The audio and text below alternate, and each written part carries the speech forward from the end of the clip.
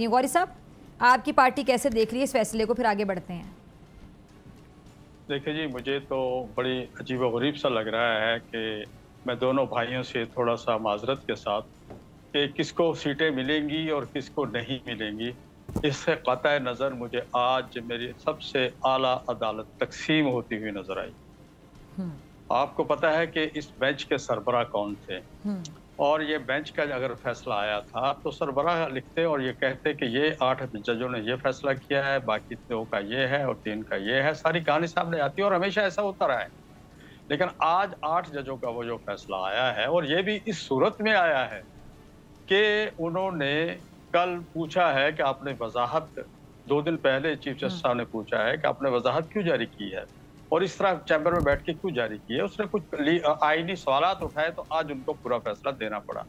तो मेरे लिए बदकिस्मती, मैं एक आम शहरी के हैसियत से बोलता हूँ, मेरा वो ये सबसे बड़ी अदालत है जिसने इस मुल्क के कई वजीर आजम चंद मिनटों में घर भेज दिए। आज वो अदालत क्यों तकसीम नजर आ रही है, वहाँ के फैसले मुझे क्यों तकसीम नजर आ रहे हैं। मैं उनके किस फैसले, क्या मैं जस्टिस मंसूर के फैसले के साथ खड़ा हो जाऊँ, जस्टिस अमीनुद्दीन के फैसले के साथ खड़ा हो जाऊँ, या मैं चीफ साहब के फैसले के साथ खड़ा हो जाऊँ, मैं एक आम शहरी कहाँ जाऊँ, मैं ये पूछना चाह रहा हूँ। मेरा सवाल आपके प्रोग्राम के जरिए ये है। दूसरी बात ये कहूँगा कि हमें सोचना होगा कि हम जब तक अदारों को बाख्तियार नहीं करेंगे, चाहे वो अदलिया हो, चाहे वो पार्लियामेंट हो, चाहे वो जुडिशरी हो, चाहे वो आपका एस्टेब्लिशमेंट हो, हर अदारा जब तक अपना अपना उसमें काम नहीं करेगा। लेकिन बदकिस्मती ये है कि इस वक्त तो सूरत ये हो गई है कि हमें सुप्रीम कोर्ट में बाकायदा जजेस कम और माजरत के साथ सियासी धड़े ज्यादा नजर आ रहे हैं। ये वो सूरत हाल है जिसके तनाजर में हम लोग बहुत परेशान हैं। सीटें आती भी रहती हैं, जाती भी रहती हैं।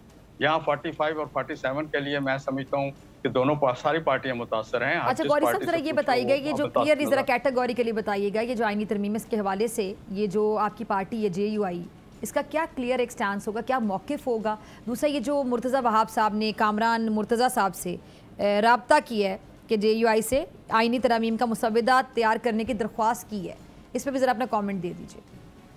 देखिए, इसमें मैं आपको एक अर्ज करूँ कि मौलाना फजल रहमान साहब की जो लास्ट स्पीच कौमी असम्बली में थी, उस स्पीच में मौलाना साहब ने यह फरमाया अपनी तकरीर में कि मैं किसी भी जज की हमायत में, मेरी पार्टी किसी भी जज की एक्सटेंशन की हमायत में अपना वोट कास्ट नहीं करेगी, ना ही जजों की तादाद बढ़ाने के लिए अपना वोट कास्ट करेगी।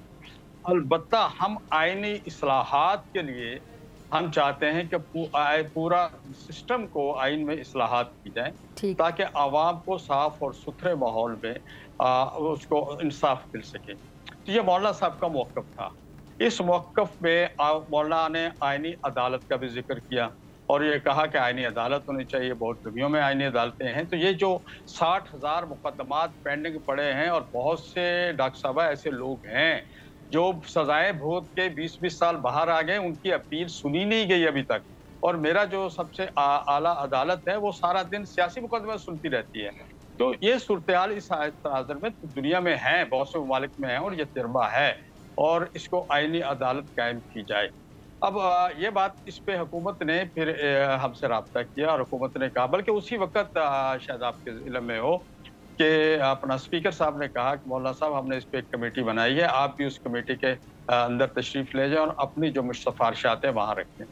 तो मैं ये अर्ज करना चाह रहा था कि इसके बाद जो हुकूमत की तरफ से हमसे रब्ता हुआ तो उन्होंने बार बार हमें यही कहा कि ये आपकी प्रपोजल है, हम मानते हैं हमारी प्रपोजल है कि आईनी अदालत होनी चाहिए, लेकिन उसके अंदर क्या होना चाहिए, बहुत सी चीज़ें ऐसी हैं जो जुज़ियात हैं जिस पे हमारे उनके दरमियान में बहस है, और जब तक इन जुज़ियात को हल नहीं किया जा सकता, मैं हुकूमत का शुक्रगुजार हूँ कि हमारी तजवीज़ पे अमल तो कर रही है, लेकिन जो कुछ कर रही है वो हमारी गर्दन पर रख के छुरी तो ना चलाए।